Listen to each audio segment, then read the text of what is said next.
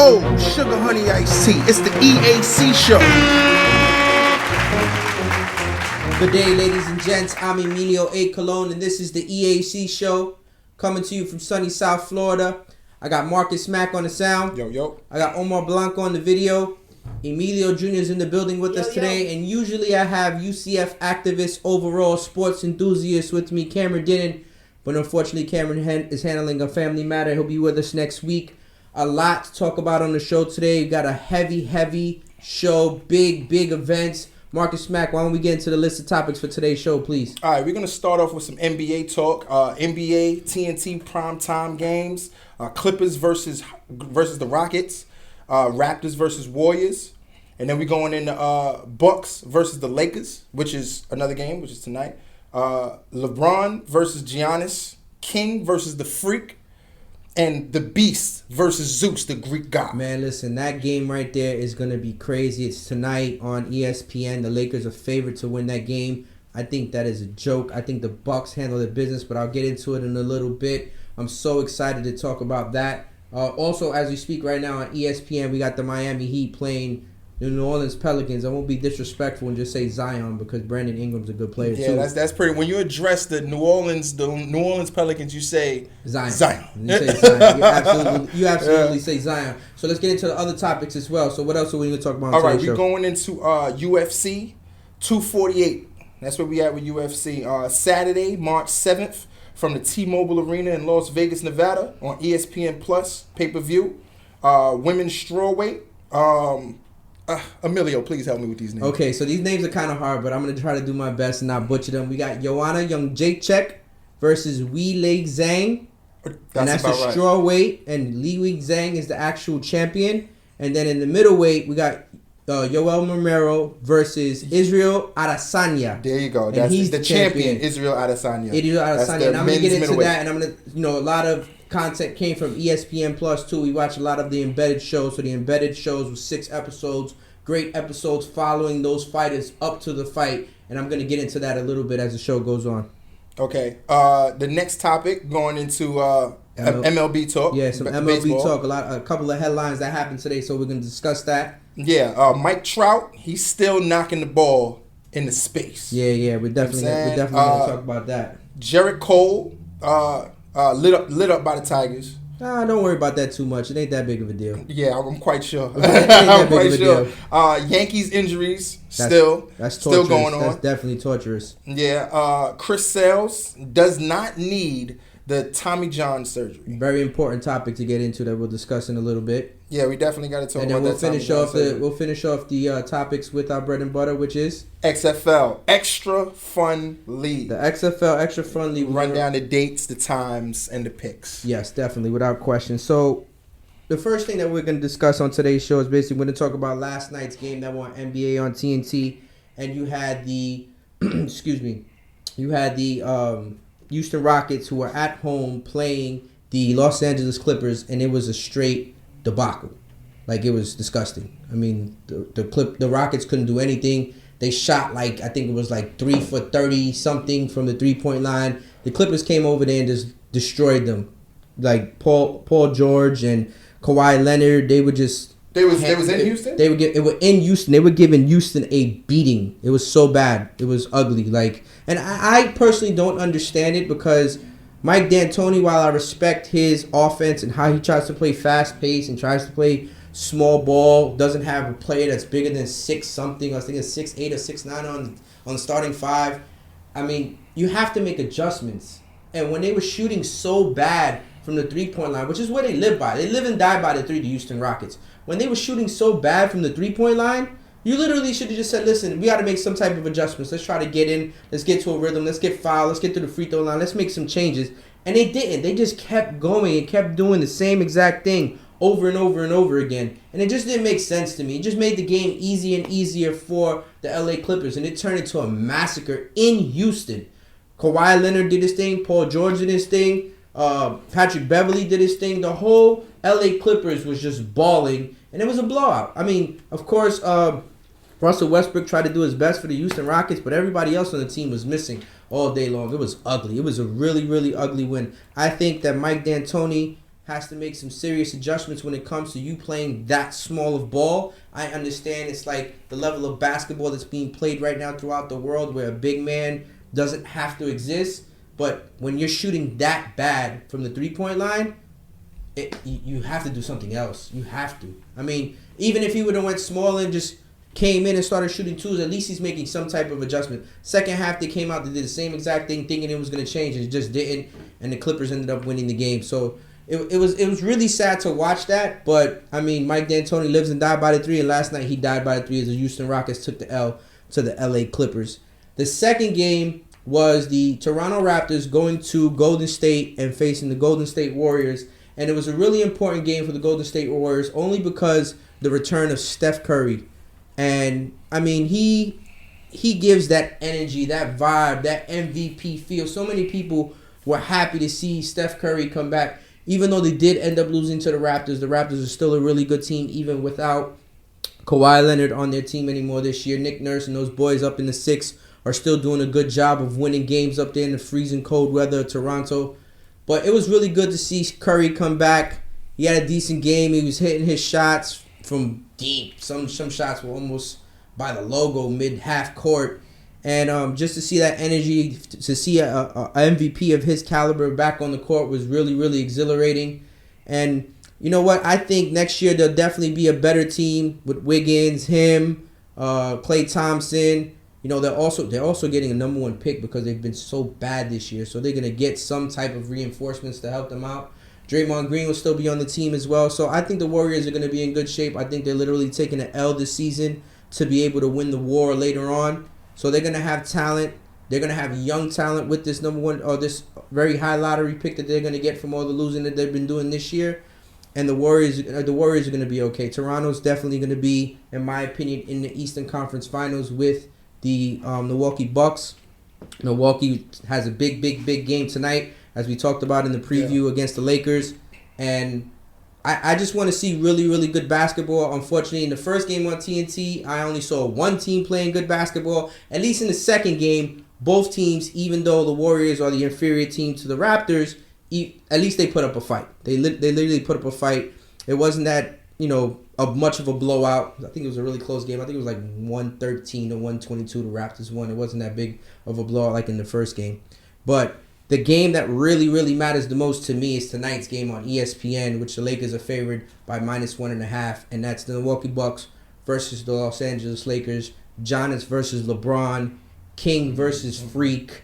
I mean, the Beast versus Zeus, the Greek god. I mean, and Marcus Mack, you even asked me too, because when we were doing the preview to the show before the show started, you said, dude, these are really his names? Like, yeah. Is this what he's being addressed as? Yes, sir. That's what he is. Yeah. He is the Greek god. He is Athens, Greece. He is that real deal. I'm telling you, he's Zeus, Ares, all that wrapped into one. Yeah. He's that good. Just a brief update, just to give you an update. New Orleans is winning by 7 against the Heat, 42-35 in the second quarter on ESPN. Zion is having a pretty good game right now. But as for tonight's game, in my opinion, and this is my opinion, I think that's the finals. I think the Bucks will play the Lakers in the finals. So you're getting a preview, in my opinion, of what we're going to see at the end of the year. Milwaukee Bucks versus the Los Angeles Lakers playing in the NBA Finals. I would take the Bucks just because I would ride with Giannis. Giannis is he's so fully focused. His team's fully engaged. They play like an absolute team. There's, from the last person on the bench, they're all bought in. They're all together. And with the Lakers, sometimes I see a little bit of disconnect. I see some players that buy in, and then I see some players that don't.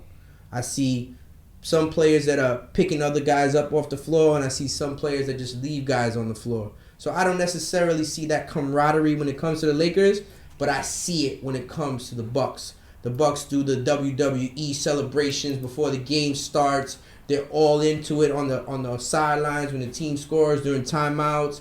They're all picking each other up and always behind each other. And not to mention they have the reigning MVP. In my opinion, they even have the MVP that's going to be this year in the Greek Freak, Giannis Antetokounmpo. Could there be some people that fight them against in the Eastern Conference? Yes. Do I think the Lakers take the West? Absolutely. I don't think anybody beats the Lakers out West. I think LeBron is that good. Other than last year, what was it? I think he's been in every final I think it was 8 straight finals. That's insane. I think people don't take how good LeBron James is. I think they take that for granted. They don't respect it enough. People just don't like it. They hate the fact that he works as hard as he has. That he's that great. That he's that great. It's nutty. It's crazy to me. I just think that he's really, really good, and I think people will learn how to appreciate LeBron James once LeBron James is no longer in this game. Yeah. So now, Marcus Mack, let's get into topic number 2 of the day. Topic number 2, we're going into UFC. UFC 248. 248. Saturday, March 7th at the T-Mobile Arena in Las Vegas, Nevada. First, we're going to talk about women's strawweight. The women's strawweight, you got Joanna Jędrzejczyk versus Weili Zhang. I hope I said that correctly. I mean, it's kind of difficult for me. You did better than me. I watched a little bit of the episodes of Embedded. JJ, which is Joanna, she's from out here. She trains right here, not too far from us in Coconut Creek at Top Team. And she has a great story. She's defending her title more. She defended her title in that weight class more than any other women's fighter in that weight class. She's lost the title a couple times, but she is a true warrior. She's trying to win that title back. Zhang from China was forced to leave China early because of the coronavirus. So she left China early, settled in Thailand. The UFC then told her, her visa to come here was granted. She ended up coming through Dubai. From Dubai, ended up in Las Vegas to come train. That takes her a little bit out of her realm, but if you've seen any of her training videos or any of her previous fights, she is a straight beast. She is a straight animal. Yeah, and she is the defending champion. Yeah, she is a defending champion too. She's also the first women's champion in UFC history for her country, so she's already making history for her country.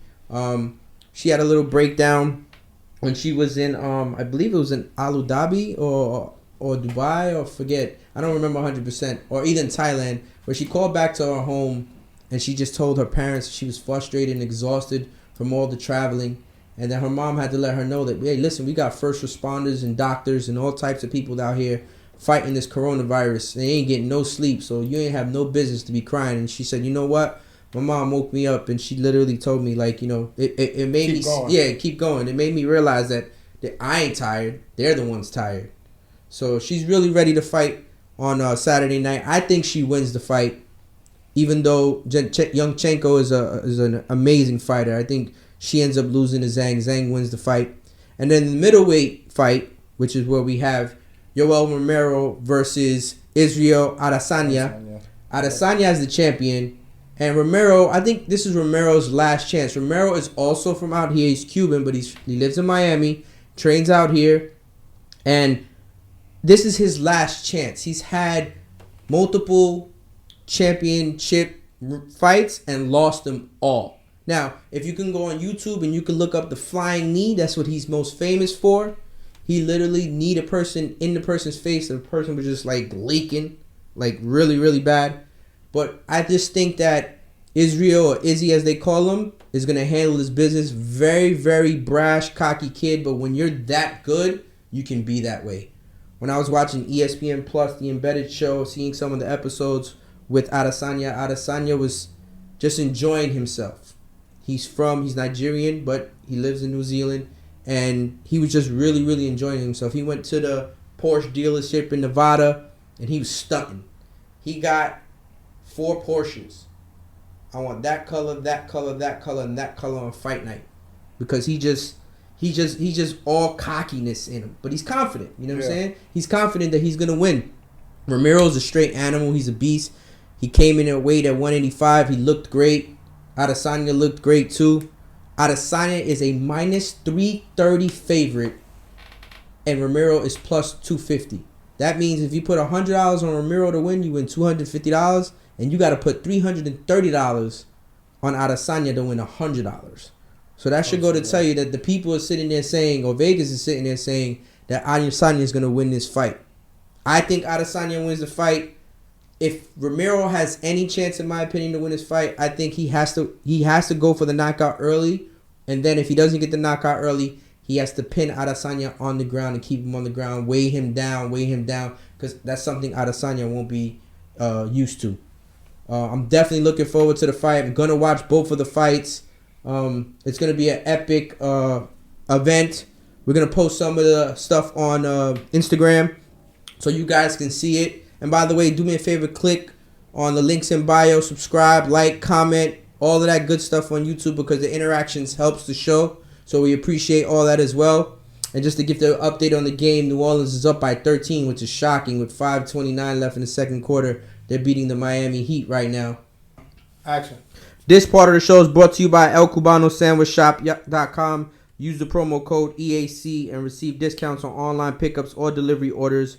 Enjoy a cafe con leche or a natural pre-workout shot of that Cuban coffee to start your day. The daily lunch specials and their steak sandwich is next level. Once again, use the promo code EAC. That's ElCubanoSandwichShop.com or 954-906-5110. Remember, use the promo code EAC.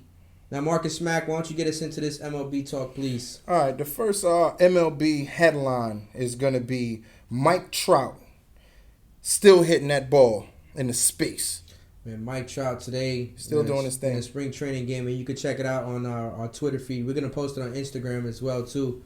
But Mike Trout hit 3-1 homer that literally looked like it was the same golf ball that he hit at Top Yeah, that's what I was about to say. Didn't we have a clip of Mike Trout? It's crazy. I mean, hitting a golf ball into the mountain somewhere. This guy is he's ridiculously good. That was down here, wasn't it? At No. That was in Arizona. They were in Arizona. Okay. They were in Arizona, but he's hitting balls into space like they're just leaving our atmosphere and going beyond galaxies. That's how far those balls are going. Yeah. Amazing. He's such a hell of a player. Like I said in previous shows, I'm hoping he ends up in the playoffs because we need to see that type of baseball in the playoffs. So what's headline number 2 for baseball today? All right. Garrett Cole gets lit up by the Tigers. I'm not really concerned with Garrett Cole getting lit up by the Tigers. He gave up 6 runs in 2 innings. He gave up 4 home runs. Miggy Cabrera got him for 2.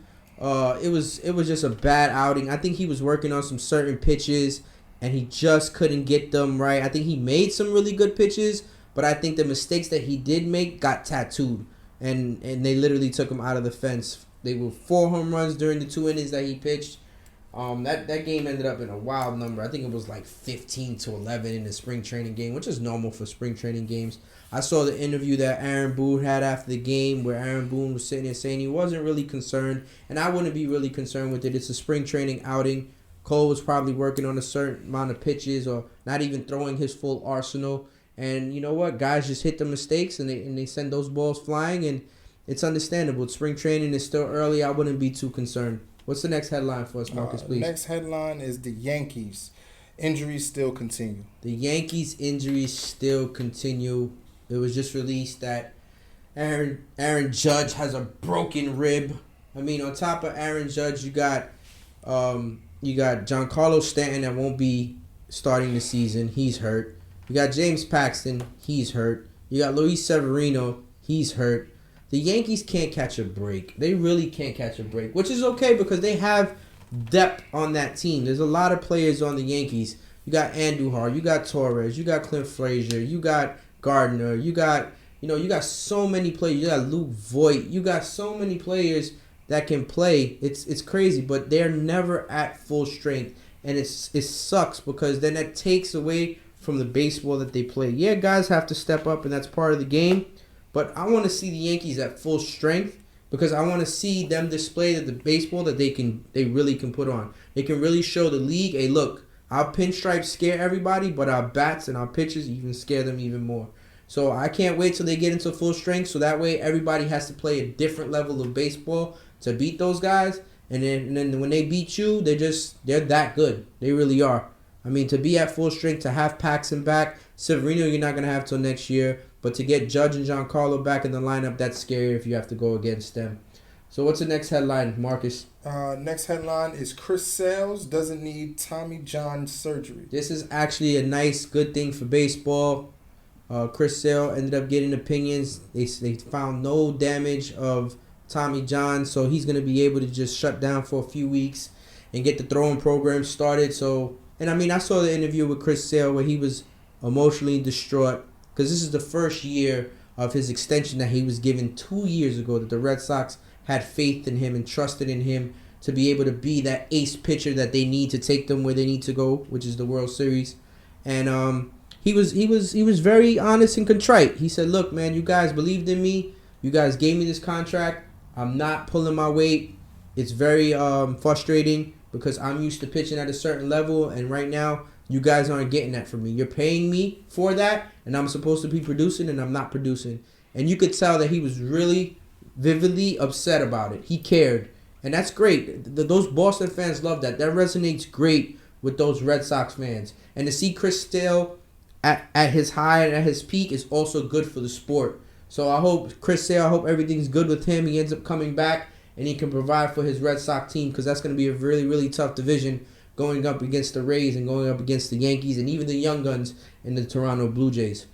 So the last one, I forgot to put it on there, so I apologize, Marcus Mack. Right. But the last one was a subject that we just saw, and that's Christian Yelich signing a brand new 9-year, $215 million contract extension with the Milwaukee Brewers.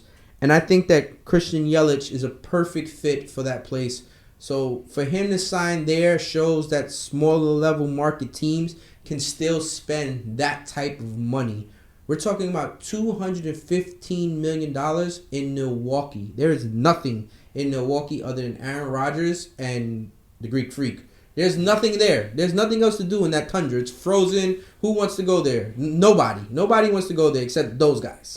Like, just those guys. The last big contract that the Milwaukee Brewers signed was the outfielder that ended up doing steroids, Ryan Braun.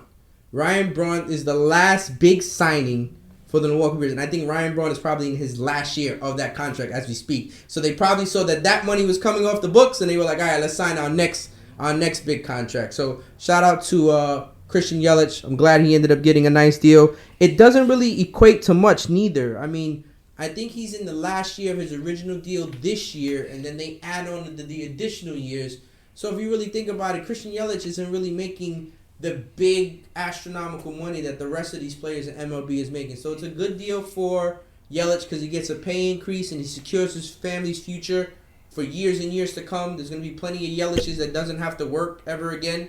And you know what? Milwaukee gets a good player, and they get it on a discount too, because if I'm not mistaken, I think the average annual salary of the deal is probably he's going to make like $23 million or $26 million a season. So it's not really that much. You got Trout that's making like almost 40 or 30 something or some nonsense like that. You got Harper making 33. You got Machado making 30. So for an MVP caliber player to make that type of money, it's a really good deal on both ends.